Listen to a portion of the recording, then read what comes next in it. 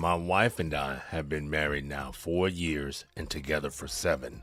All said and done, except for the obvious title, I was happy. I thought she was too.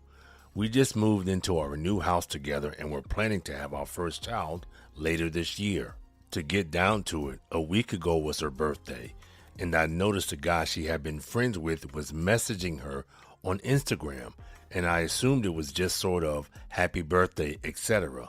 I casually asked her, and she seemed to be a little startled I would be asking, and then got defensive. It was weird, but I actually didn't think anything of it. For as long as we have dated, I have never since not to trust her. She's open with phones, and she's never given me any reason not to. I had an ex before her who cheated on me, so I felt like I never worried with her. She never gave off the same vibes as my ex. She was acting strange and distant the rest of the night, and then it gets to the point of like, okay, there is something going on here. For me, I'm thinking I definitely did something to piss her off, and I'm like, what do I need to apologize for? I keep asking her, what's wrong? And she finally just starts sobbing uncontrollably. Now my heart is sinking, and I'm thinking something is very wrong. She finally, after like 45 minutes of just crying, admits she did something really bad. She says she had an affair 3 years ago with the guy she was messaging, and basically her insides were eating with guilt. She's always felt guilty, but since I questioned her directly and she lied, it became unbearable. But she claimed this had been 3 years of guilt almost every day. Long story short, we got married, and 6 months later she had an opportunity to live and work in Costa Rica for 3 months and learn Spanish. I had just started my job, and moving to Costa Rica wasn't something I wanted or could do. It was a goal of hers for years. I had known about it, and I didn't want to stand in her way, so I encouraged her to go, and we would just date long distance for that period. She went down, and it was hard to not be with her, but I thought it wasn't that out of the ordinary. We talked often, and I even flew down there twice to visit her. Nothing seemed suspicious. She came back, she didn't show signs of anything, and all in all, it seemed like she had a great experience. This is what I knew of it until she told me a different story. I wanted to hear the full details to at least know what she did. It was surreal and devastating to know she cheated, but I needed to know exactly what it was. I actually kind of regret asking for this after hearing it, but at the time, it was killing me not to know the actual truth. When I asked her, I thought it wouldn't be possible to just know she cheated and it was a mistake. I would always wonder how far she went and if it was like a kiss or worse. It was worse. She seemed to be honest about it, because I don't think if she was sugarcoating it, she would have said this. She met a guy in her class early on the trip. They started getting lunches and dinners together. They got drunk and it turned sexual. It didn't end there. They kept having sex the rest of the trip. They even took some trips together to see beaches and other tourist sites. For all intents and purposes, they were dating. He wanted more, and she told him during it was a mistake. She was playing both of us, I guess, and it would end when she went back. To her, it was a fantasy that got out of control. She admitted it made her feel good at the time. She liked being with him. She liked him. She liked the sex and adventure. She compartmentalized her being there as a different world.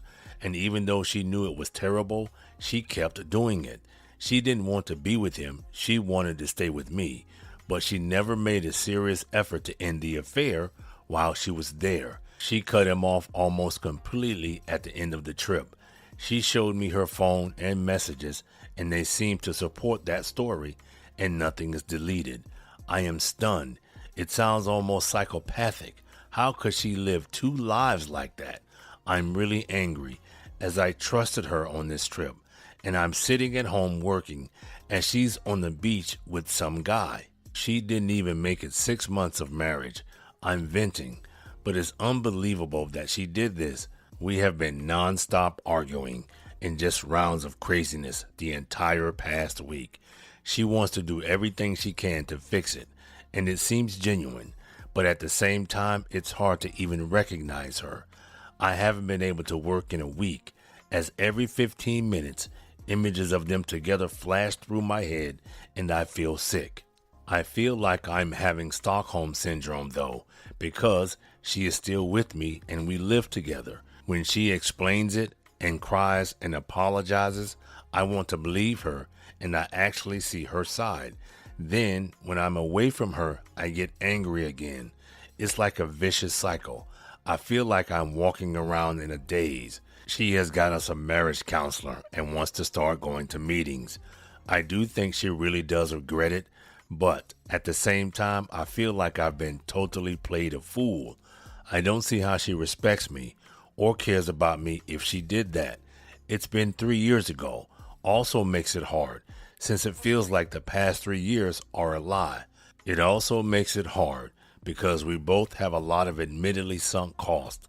We built a house together in a new place that basically took 2 years. She financed it all, but I put all the work in. I feel like I made the mistake of not leaving immediately after hearing the news and thinking about this independently. I realized over the past week how dependent I am on her. I feel embarrassed to tell any friend or family what happened. Maybe out of fear I will stay with her and they will always resent her and just the humiliation of what happened. Part of me thinks I'm just shocked and upset and believe her that it was a mistake. That's in the past. In 2 years now gone by, she has been my best friend. Other parts of me can't even look at her the same way and don't know how I can trust her. I want to see a positive way out of this, but I feel like how can we even recover from such a total disregard and disrespect for me? I can't help but feel like she doesn't really respect me, and that's why she did it. Wrote this post because I'm trying to sort it all out and feeling like I'm biased or trying to look for hope, and maybe I need to be told there is none. Well, in my opinion, the fact that it only took her 6 months into the marriage to cheat, divorce is the only option in this case. I believe she will cheat again. Then I would contact a lawyer to see if the marriage can be annulled. Second, why do they always want to run to a marriage counselor? A marriage counselor is not a guarantee. You didn't need a counselor before you married. Why do you need one now? Oh, wait, I cheated. I need help. Remember, try not to let someone make a fool out of you. I will leave a link in the description for this story. I found it on Reddit. It was posted yesterday, March 17th, 2023. Don't know if Op will come back with an update. Until next time. All right, everyone's presentations are done. Nick, the manager, said as he tried to move the discussion forward. Excuse me, I haven't. I recently found out something. Nick interrupted me and began to speak. There's apparently someone in this department who didn't graduate high school and is just a part-timer. Meetings should be for employees only. Absolutely right.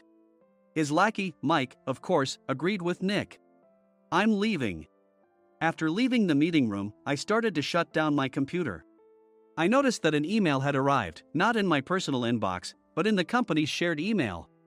Thinking, there's no point in speaking up, no one will listen, I went home quietly. The next day, I heard a commotion from Nick's desk. He was staring at his computer screen, his face pale. Nick? Is something wrong? Mike looked at the screen with him. And he turned even paler than Nick. Why is he so angry? Knowing the reason for Mike's distress, I thought to myself, serves them right. My name is Adam. My mother passed away when I was in the 9th grade, and I was raised by my father. Well, you could hardly call it being raised.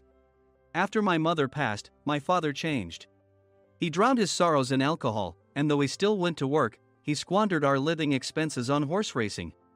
Because of that, I had to start working part-time as soon as I entered high school. Every month, I went to the convenience store with bills in hand that couldn't be auto-deducted from my father's account. Even though I endured it because I didn't want to be alone, I reached my limit in my second year of high school and dropped out. I found a live-in job at a distant inn. Thank you for everything. The day I left home, my father, still staring at the TV, spoke. "Take care." That was our last conversation. Back then, 18 wasn't the age of majority, so I needed my father's permission to work, and I couldn't hide my place of employment. Yet, my father never visited me even once. I kept working just to survive, and before I knew it, I was 42. Years of hard work paid off, and I was transferred to the headquarters. I was thrilled to be recognized by the company, as I thought I'd be working in the field until retirement due to my lack of formal education. Listen up. Our work can change the future of our employees. Don't drag us down. On my first day after the transfer, Nick, dressed in an expensive suit, spoke sternly. There was a reason for this. Our inn was located in a prominent tourist destination, known so well that everyone in the state could sing its commercial jingle. At its peak, we had 5 locations within the state. But that was long ago. Due to financial difficulties and aging facilities, only the place where I had worked for many years and the original establishment remained. I was prepared to lose my job anytime, but now there was a glimmer of hope. With the rise of social media, the tourist area where the inn was located started gaining attention again. Depending on how hard the sales department, where I was transferred, worked, we could either thrive or be forced to give up this prime location to the new hotel chains continuously popping up. For Nick, who had switched careers from another industry to strengthen our sales, this was a battle he couldn't afford to lose. I understood why he had to be strict. "I will do my best." Nick sneered at my enthusiastic declaration. "Did you not hear what I said?" "I'm sorry." I thought I was listening carefully. Out of habit from years of customer service, I apologized reflexively, though I had no idea what had offended him. Someone was watching me with a smirk. In this department, there are those who are expected to excel and those who have been shoved here because they have nowhere else to go. You are the latter. It was Mike, the section chief. He's 7 years younger, at 35. But he was called to headquarters much earlier than I was and had been moving around within the headquarters ever since. I'm not jealous, but I can't accept that he's my boss.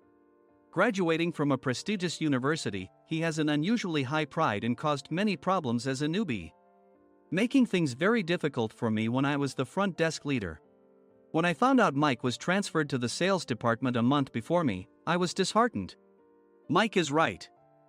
With just a middle school diploma, there's not much you can do. Don't even think about achieving results. As if I didn't exist, Nick remarked, "I'm thirsty." Mike eagerly ran to the coffee maker. It seems Mike is Nick's lackey. I regretted being happy about my transfer to headquarters, wishing I had stayed on site forever. Send a direct mail to every company on this list by the end of the day. Nick only assigned me tasks that even a new graduate could handle. What? There are over 1,000 companies.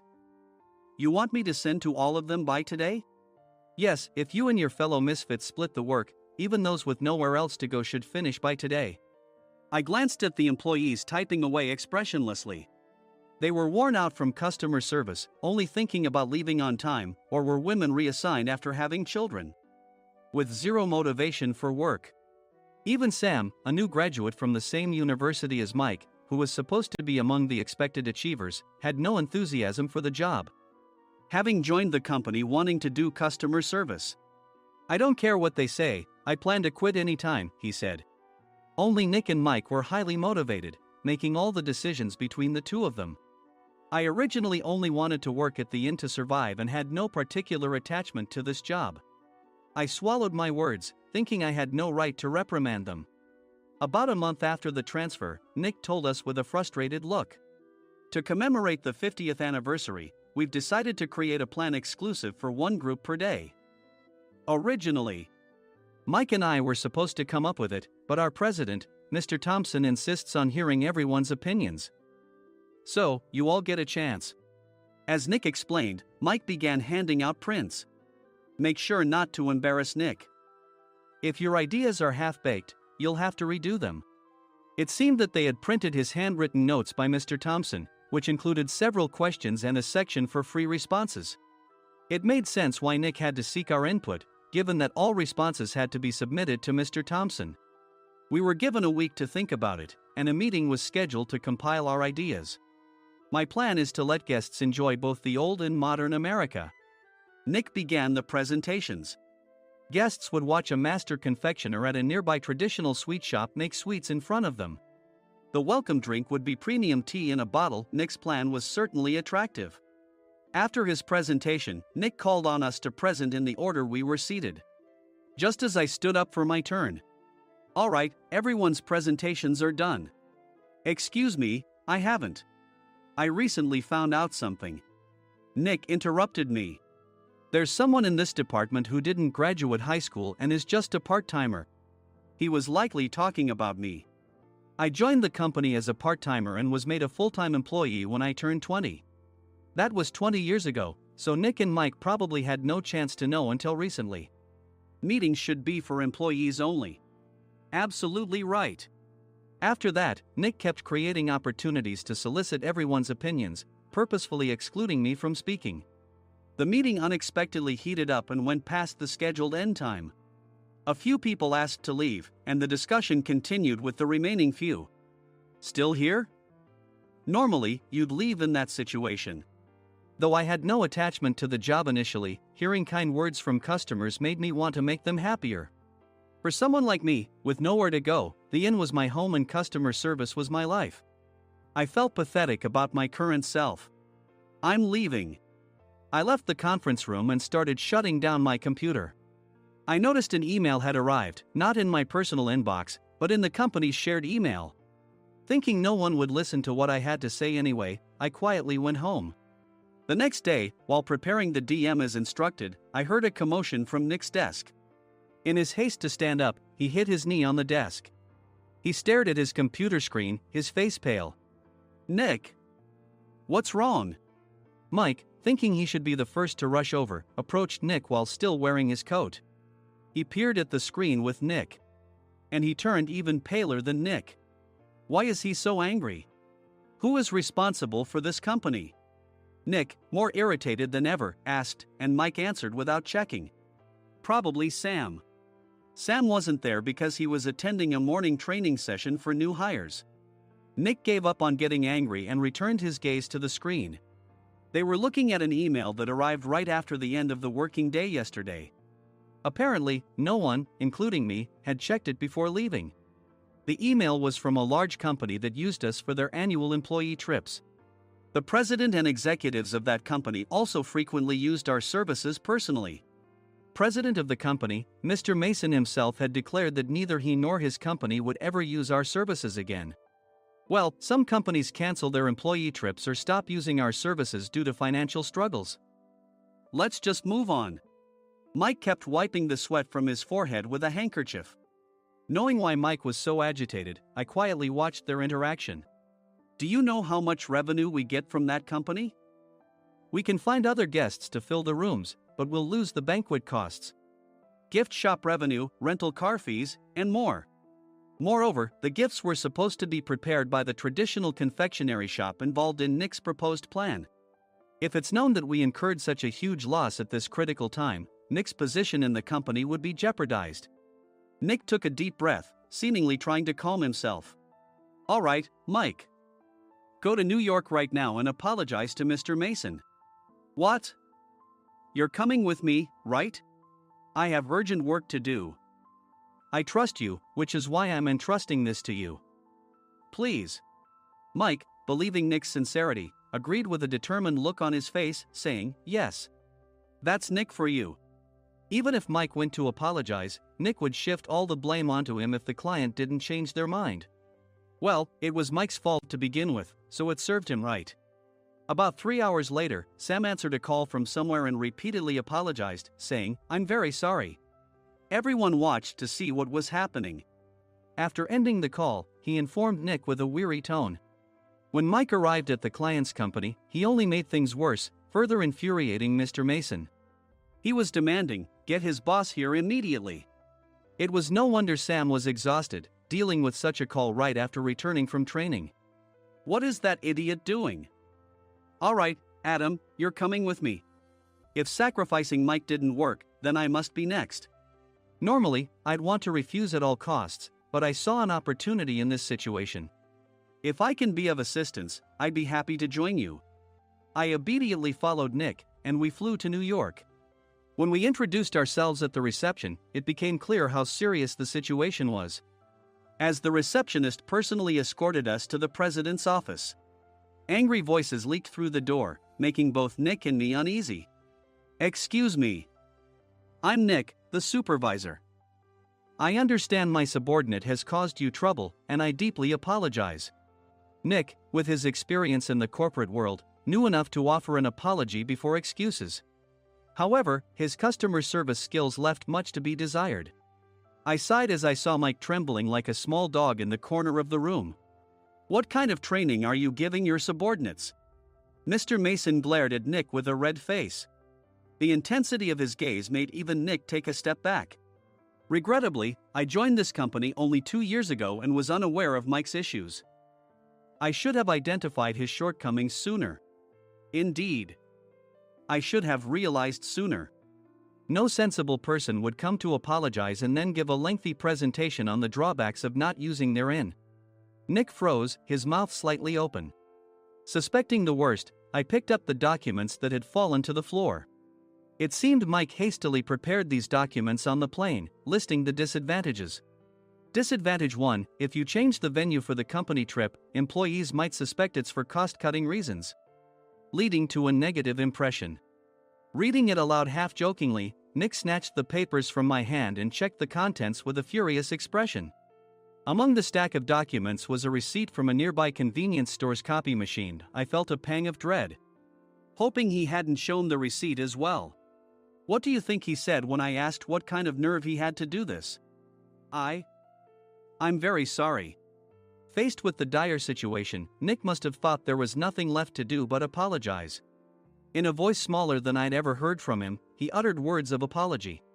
He said, "I'm a Harvard graduate. I don't believe I said anything wrong." "Mike, what have you done?" Forgetting his plan to pin the blame on Mike, Nick yelled loudly, even in front of Mr. Mason. "I didn't do anything wrong." "You're still saying that? Look at him." Mike pointed at me with a shaking hand. "I was assigned to headquarters in my 20s and now I'm a section chief. This guy only made it to headquarters at 42. Everything I've done proves I was right. So why are we losing the contract?" Having said his piece, Mike collapsed to the floor. "Of course. You were sent there because you had nowhere else to go." Mike never expected to hear such words from someone he looked down upon. He lunged at me, and Nick hurriedly stepped in to stop him. "Mr. Thompson told me Mike is a quick thinker, and to take good care of him." There's no way he was pushed aside. "Don't make things worse here." "He didn't say quick thinker, he said only quick-witted, didn't he?"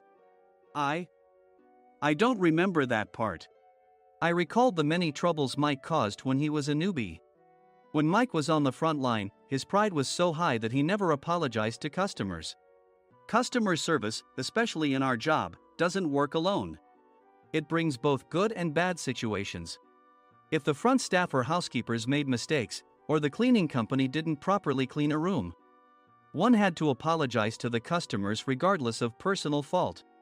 Mike, in such situations, would never apologize, insisting he wasn't at fault. This often angered customers, and as the front desk leader, I frequently had to apologize on his behalf. He caused complaints and disrupted operations, which is why he was quickly moved to headquarters. In departments where he didn't interact directly with customers, his quick thinking was beneficial and things went well. But it seemed his flaws were starting to show. Corporate reservations are supposed to be entered into the system by the sales representative. But a quick check yesterday revealed that more than 10 items were missing from the client's reservation. The handover document clearly stated what needed to be prepared. Why didn't you enter it into the system? Why do we have to give them special treatment? Filling rooms near the banquet hall, setting up all the food in advance. Specifying the brand of wine, they're too demanding. No wonder he always angered customers, I thought, feeling a headache coming on. Grouping them in rooms near the banquet hall is for our benefit too. It makes it easier for the staff to set up beds and serve breakfast since everyone's schedule is synchronized. As for the other requests, Mr. Mason suggested them to lighten our load. I didn't know that. Nick finally seemed to realize that Mike was the one who had angered the client. What did you say to them? I just told them we wouldn't give them special treatment anymore. We shouldn't waste effort on things that don't bring in money. I was utterly exasperated at his lack of understanding of customer service. Of course, we shouldn't comply with unreasonable demands. But carrying over successful practices from past stays makes customers feel remembered and enhances their experience. Good memories encourage repeat visits. That's part of our job. I looked down at Mike, who was sitting on the floor. In our job, nothing is a waste. Mr. Thompson likely moved you to the sales department, hoping you'd finally understand this. How do you think he feels now that you've failed to meet his expectations? Mike, tears in his eyes, fled the president's office. I was amazed he still hadn't apologized. You have it tough, Adam. It's okay, we're all employees of the same company. I deeply apologize for this disrespectful incident. Especially after all the care you've shown us. If it weren't for you, Adam, I really would have stopped staying here. When I heard you were moving to the sales department, I was willing to reconsider if you handled it. Seeing us talk so amicably, Nick's face contorted. Do you two know each other? Adam's service is excellent. I always requested him specifically. Normally, we don't accept specific staff requests, but we made an exception for Mr. Mason, adjusting my shifts accordingly. He had personally stayed at our hotel just before my transfer, and during casual conversation, I mentioned, I'm moving to the sales department soon. If I hadn't told him then, things could have been much worse. Please continue to take care of us. I look forward to it. On the return flight, Nick awkwardly offered me a can of beer. It's still working hours. Of course, I had no intention of forgiving him for a single beer. Nick might try to pin everything on Mike and avoid any consequences. While pondering this, a startling fact came to light. Nick, the tea bottles for the plan have arrived. I handed Nick a bottle labeled with our inn's name. They look good. What are you talking about? These are plastic bottles. I had assumed we would use the trendy, high-end bottling tea. But what arrived were ordinary plastic bottles of tea with customized labels. The only unique aspect was the label, which had the inn's name, making it look customized. Upon further investigation, I discovered that a substantial amount of money was set to be paid to the tea company. It was priced like bottling tea. Does this plastic bottle really cost $100 each? The tea inside is specially blended for us. The extra cost is for that. Wouldn't it be better to use another tea company? Or is there a specific reason we must use this one? As Nick continued to make excuses, I showed him a printed email. I informed the tea company's president, Mr. Mitchell, that we discovered irregular payments and he confessed. He said you two were high school classmates and planned to split the extra money. That idiot. Why did he confess? That's not important. You should worry about yourself, this could turn into a police matter. Opening the bottle cap, I suggested. How about calming down with this tea? It supposedly has a relaxing effect. Nick drank the tea frantically. In the following days, decisions were made about their fates. Mike was reassigned to the General Affairs Department, with no chance of transfer or promotion, as per Mr. Thompson's orders. As for Nick, since the payment to the tea company hadn't yet been made, he narrowly avoided legal trouble. Instead, he was encouraged to leave the company, and to avoid further complications, Nick submitted his resignation. Rumor has it that connections between HR departments have made it difficult for him to find new employment. Even though it was good to have those two gone, something unexpected happened in the sales department. Everyone became motivated and united in refining the 50th anniversary plan. In the end, my plan was adopted. We collaborated with the Tourist Information Center to provide personalized guides. The plan, tailored to the number of guests, was truly special for the 50th anniversary. Hey, is Adam's family coming to stay? I immediately booked that special plan for my family. Sam noticed it on the reservation list and quickly picked up on it. Yes, I'm inviting my father. That's great. I might invite my parents too. I lacked the courage to face my father just as Adam. But here, with the confidence Mr. Mason praised, I felt ready. The 50th anniversary plan was a perfect opportunity to reconnect with my father. I hoped to bring back the days when we could laugh together as we once did.